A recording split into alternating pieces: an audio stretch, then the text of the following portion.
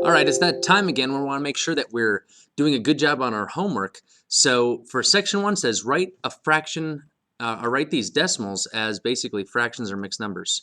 So 75 going out to the hundredths place, that is just a 75 hundredths.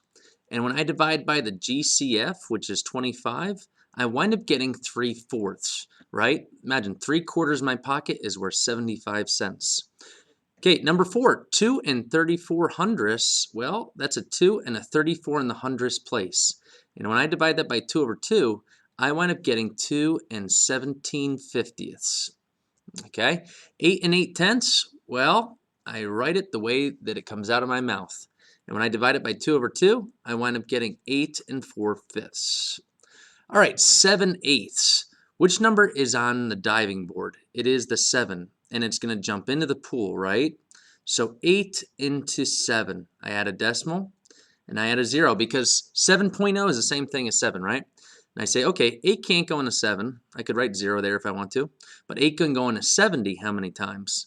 So I say, well, I know 8 times 8 is 64, right? And I get 6 left over.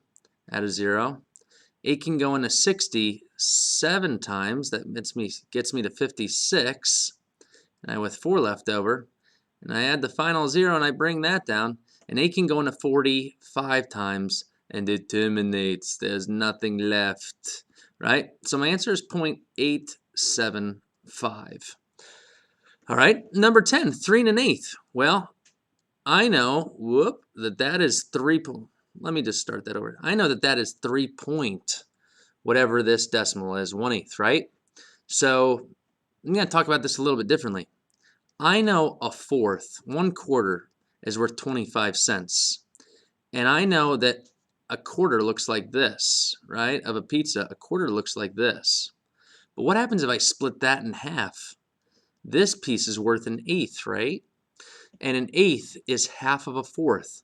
So if I took this 25 cents and I cut it in half, what's 25 cents cut in half? Okay, well, you can't really do it. It'd be like 12 cents and some part of other cents, but you can split 25 cents in half. It would be 0.125, 12 and a half cents, right? So that's one way you could think about eighths. They're halves of fourths, okay? You could also long divide it out like we did over here and get the same thing, but that's just a different way to think about eighths. Okay, number 12, I'm going to look at this a little differently too. I could long divide 87 by 125, but I see that if I multiply this by, let's see, 8 over 8, if I multiply 125 times 8, that's actually going to give me 1,000. And 87 times 8, well, let's do that. 6, carry the 5, 64. Plus 5 is 69. So 696 thousandths. So that is going to be 2.696. You could do the long division, but that makes it a little bit quicker. Okay, 14. Again, you could do the long division, but I'm just going to multiply by 2 over 2, and I'm going to get 4 and 62 hundredths, which as a decimal is 4.62. All right, anything over 9 repeats, right? So that's 0.4 with a repeating bar over the 4. And this is going to be pretty cool. Watch this. 11 can go into 15 once with 4 left over out of 11. Now, I can turn that 11 into a 99 by multiplying it by 9 over 9. And I wind up getting 1 and 36 99ths. And anything over 99 repeats. So that could be written as 1.36 with the repeating bar over the 36. Okay? All right, next section. 20, little tricky question. We want to organize these from least to greatest, but keep in mind they're all negative. So 3/4, that's like 3/4 in my pocket. That's 75 cents, but it's negative. 3/8, let's say you didn't know that. Over on the side, let's figure it out. 8 goes into 3 0 times. Add a decimal, add a 0. 8 goes into 30 3 times, 24. And I get 6 left over, add a 0. 8 goes into 60. Let's see, 7 times. That gets me to 56 with 4 left over. And 8 can go into 45 times. I'm going to tell you that terminates. So that's 0.375 negative. Now, what I want to do is line up all my decimals.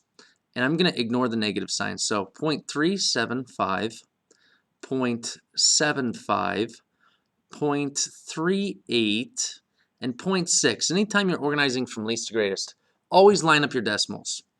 And now I'm going to fill in these empty place values because that was very neat. I'm going to fill in these empty place values with zeros. All right. And I'm going to say, all right, well, I want to go from least to greatest. But when they're all negative, it's like the opposite, right? So instead of going from least to greatest, I'm going to imagine all these are positives.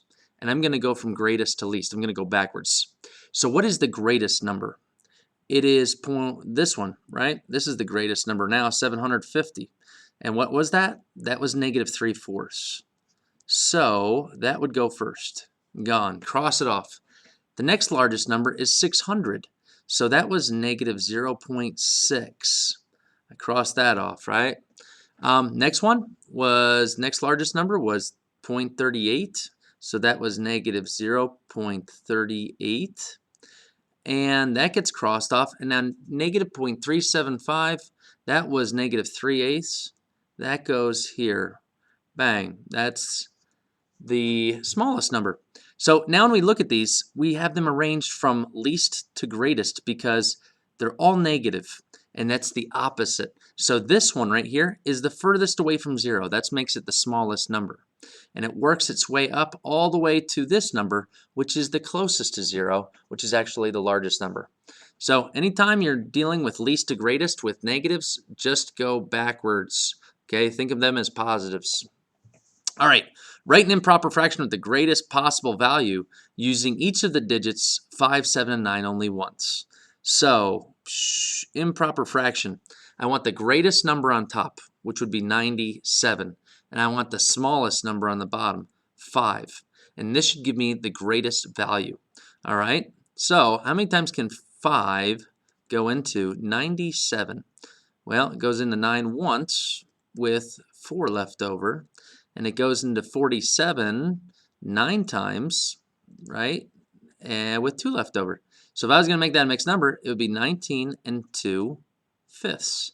So 19 and 2/5 would be the mixed number. And as a decimal, that would be the same thing as 19 and 4/10.